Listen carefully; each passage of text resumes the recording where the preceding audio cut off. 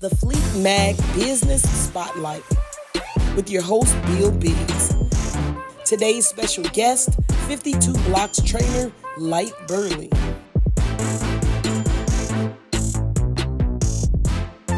Peace, people. This is Bill Biggz with Fleet Mag. Yo, I got a great interview today with a legendary brother here, man. He has been putting in work with the fight game and teaching young people how to fight for a long time. His videos have been on YouTube for a long time, but I don't want to say too much. I want him to introduce himself and tell y'all let him tell you where he's from. Salute, man. First and foremost, man, I appreciate you having me on this stage, you know what I'm saying? The chance to, talk my talk and talk about 52 Blocks I'm always grateful and I appreciate it. If anybody hasn't heard of me, I go by the name of Lyte Burley. I've been the spearhead of art known as 52 Blocks, the only Black American fighting system, the only American fighting system, throw it up as far as that. There is no other American fighting system outside of 52 Blocks. And I've spent the last 15 years plus, proving this efficiency that it belongs to be up there with the other martial arts that people deem to be credible.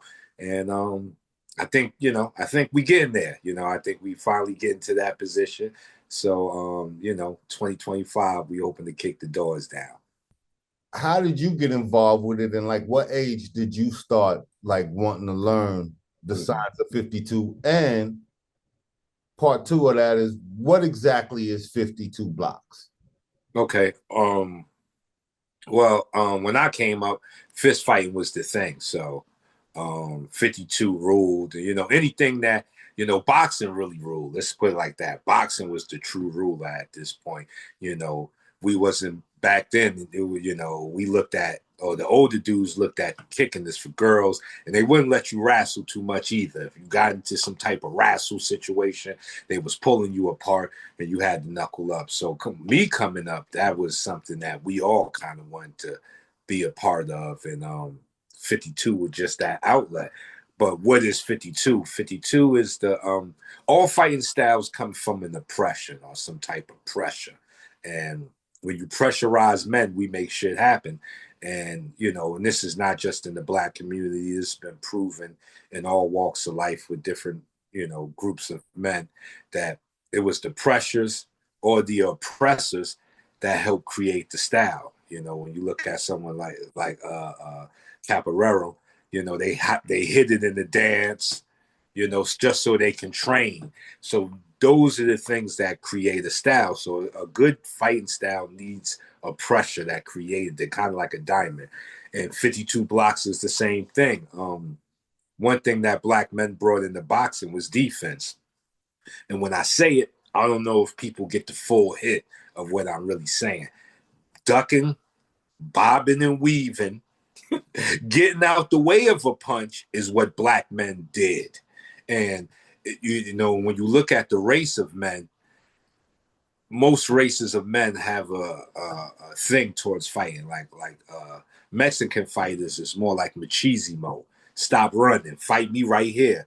Stand your ground and fight. Caucasian men, fight until they can't fight no more. They unconscious, still trying to throw a punch. As Black men, we like to fight without taking any damage. You know what I'm saying? And that thing there is what created our sixth sense of defense. And it was my head teacher that helped me point this out, is that it's not just fight, it's just not a pump fake. Is a defensive move if you're looking at basketball. Same thing with football. Our ability to stop it, and go, all of that is part of us. So that thing went into everything we did. And when it went into fighting, it showed itself as defense, which we brought to boxing, in which we saved boxing, because boxing was a brutal sport until we were allowed to participate. Why the number 52? The number 52 came from the 5%ers. During that time, the 5% nation connected themselves to the fighting art, and gave it a name that resonated. Before then, it was known as Bum Rush. Some people use Jailhouse Rock, which I think is that's a different element of it to a different time. But it didn't really have a name. It was just a thing we did. And I think the 5%ers using that thing, using the fight to kind of further who they were and attaching themselves to it was a smart thing. And they came up with the 52 blocks, which is 5 + 2 is 7 is the God number. So it fit their ideology. And that's what they were trying to do, which was very smart. And a lot of 5%ers actually used the style. It wasn't just something that they kind of connected to, it didn't do. No, most 5%ers knew about 52 blocks. So in that regard, what do you say that when some people say that that style originated from jail, or they got it from jail, or got it when they went to jail? Well, that wouldn't hold no real weight because 5%ers didn't start in jail. It was I think it was Clarence 13X that really got the 5%ers started. And he did it because the Muslim teachings were too strict, and he still wanted to smoke weed and be with women and gamble. How effective is 52 blocks compared to other martial arts or other styles of art form? I see you making your videos and your funny videos with people. Yeah, I made a lot of people mad. I made a lot of brothers mad. They look up to some of these guys. They look up. Were hilarious because in reality, you never know what you're gonna do in that situation. You want to be alert. You want to be on point. And you want to be able to get out the situation. I hear you always say defense. I want to get out of this. That's right. Use the situation and get away from it. Facts. Facts. And then you see these other brothers in their YouTube videos and they do shots. So how do you feel like 52 compares to that? Well, 52, and this is not just to poo-poo on other arts. Like, what art is bigger than 52? Like, if you look at the every art has a bottom line. Like, what is the art trying to convey? Boxing, the art is conveying punch him. Kickboxing, the art is conveying kick and punch him. Wrestling, the art is conveying wrestle him. And so every art has a conveyance. So what is the conveyance of 52 blocks? Defense. What does defense go back to? Self-preservation. What's higher than self-preservation? You know what I'm saying? So 52 blocks is really a mother art that's bigger than offense because they've already said fighting is the most unnatural thing we do, is punching, kicking, and choking. That's unnatural to us. Like, we weren't made to do that. We had to, like, over years refine that. So it's harder to get a offense than it is harder to get a defense. Like, if I do something to you, you're going to do something. Like, you're going to put your hand, like, you know what I'm saying? Like, defensively. Defend yourself, right? Yeah, just like your eyelids. If they blink defensively, if I do something, you're going to blink, Right. So that's already in you. So that is way far easier to train than to train something that's totally alien to you. So it's really a mother art that can't really, the concept of it. Now, the technique of it, of course, is made by men. So there's flaws, there's holes in 52, just like any other art. I know that I've seen some UFC and MMA fighters who have used the style. I'm not real great on names, but I know there was one that was specifically using 52 who was pretty big. Like I said, I'm not really big on the names. You would know better than I would. But I want to know how many UFC and MMA fighters do you recognize using the art form today in that ring? And can you name them for me? Well, one prominent definitely has to be Yoel Romero. He definitely came from that school, and his brother was a boxer, Cuban boxer. They believe in heavy defense. So definitely Yoel Romero.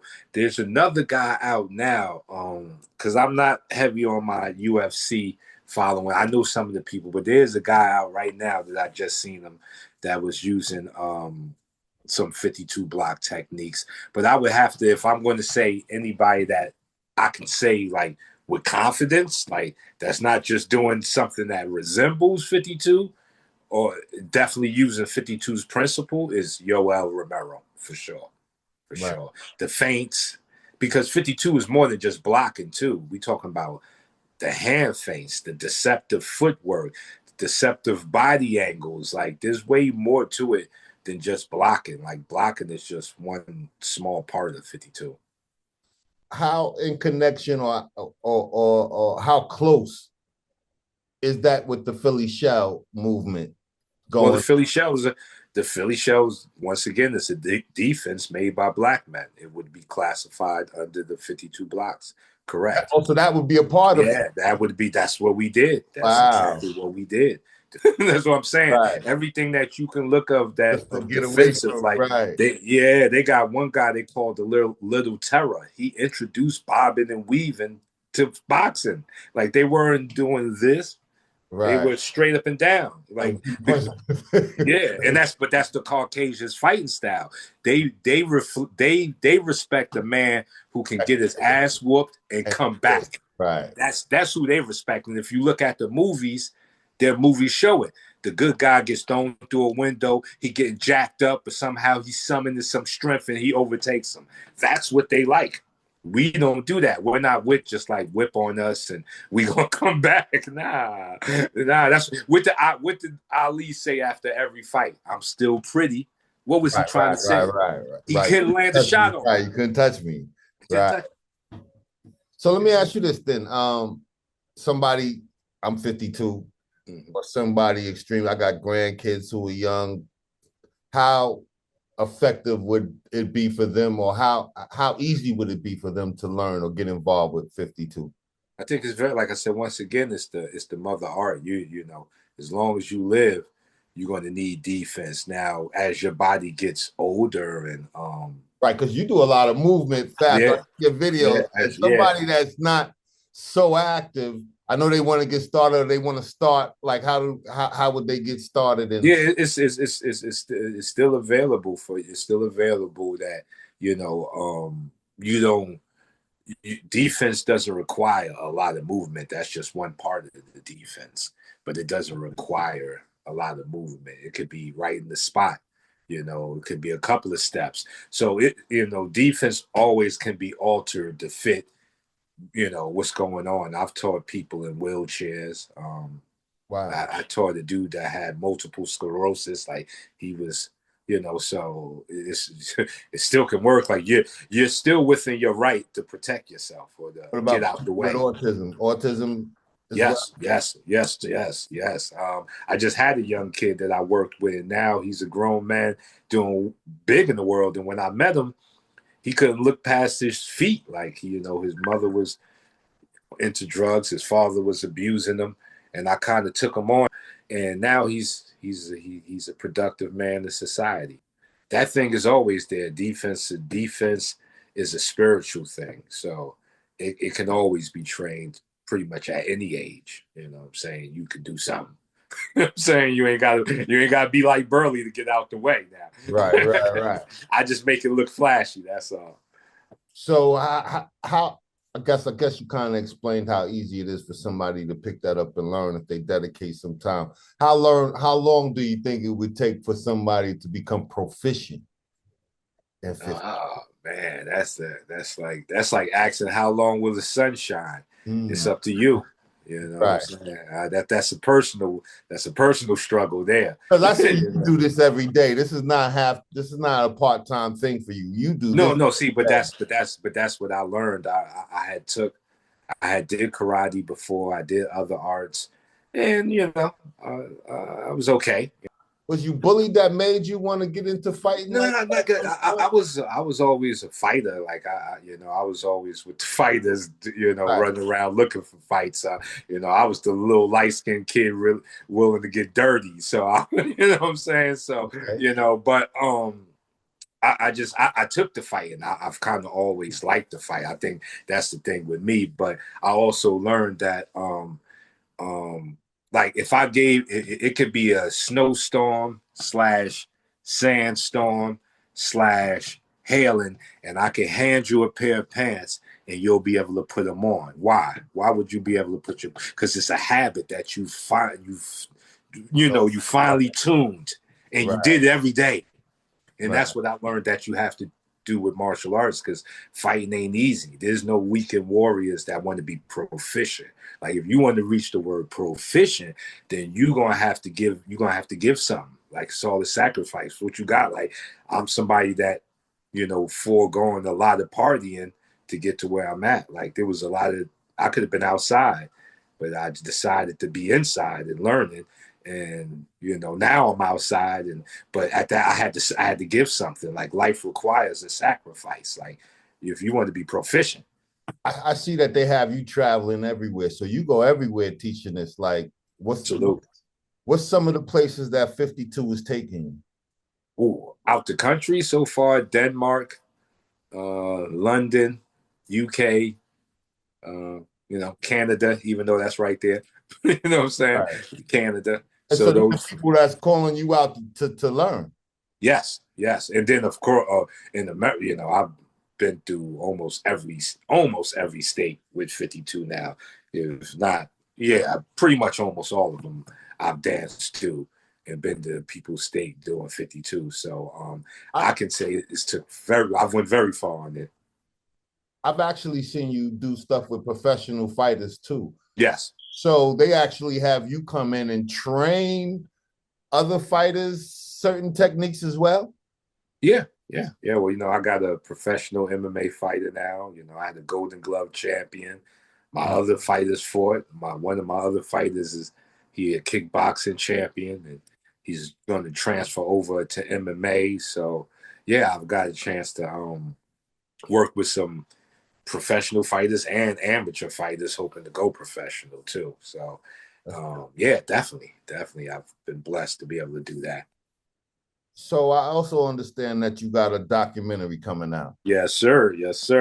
About to break the internet. Give us the rundown on that right now. Yeah, I'm finna break the internet because there's so many different myths with 52, and that's cool. Everything is going to have a myth. I ain't trying to be the myth busters out here, but certain things got to be set straight on how 52 blocks came about.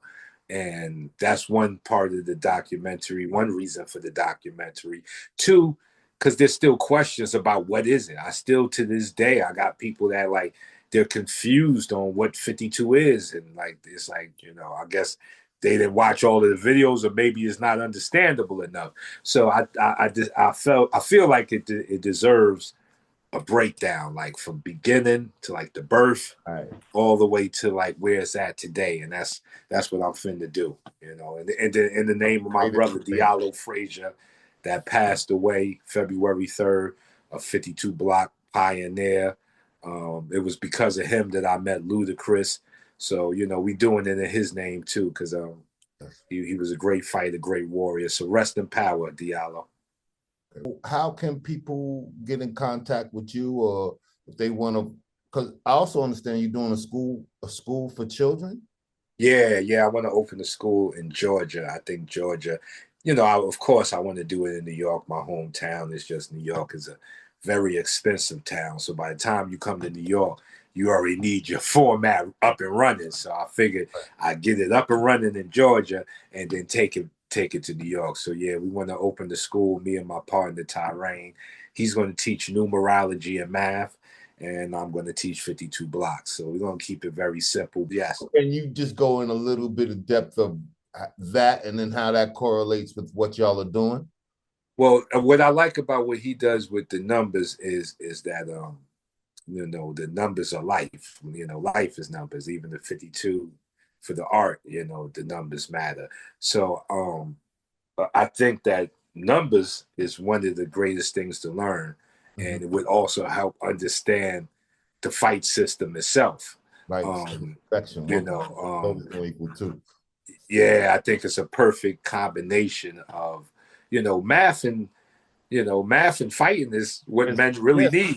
I'm saying, I'm not saying we don't 100% correct. Yeah, I'm not saying we don't need to learn how to read and shit, but math is exact and fighting is exact. That's all we really need as men. A lot of things have been overcomplicated, and I get it. and I get it. But if we get down to the natural source and the natural thing, all the man needs is fighting the math, and he can create a whole nation. So we want to just attack that area because you got brothers like Dr. Umar who's doing other things, and we don't want it to they got a bigger plan. We want to keep it real Pacific. With that being said, are y'all looking for a building? Are you looking to do it outside? Or no, we definitely we want a building / school that can hold, that we could be able to teach the class, and there's still room, to get physical. So whether that be an actual building to an actual big space would be nice too. We can work through a space that would be nice. So what would be the requirements for somebody signing up their child to your school?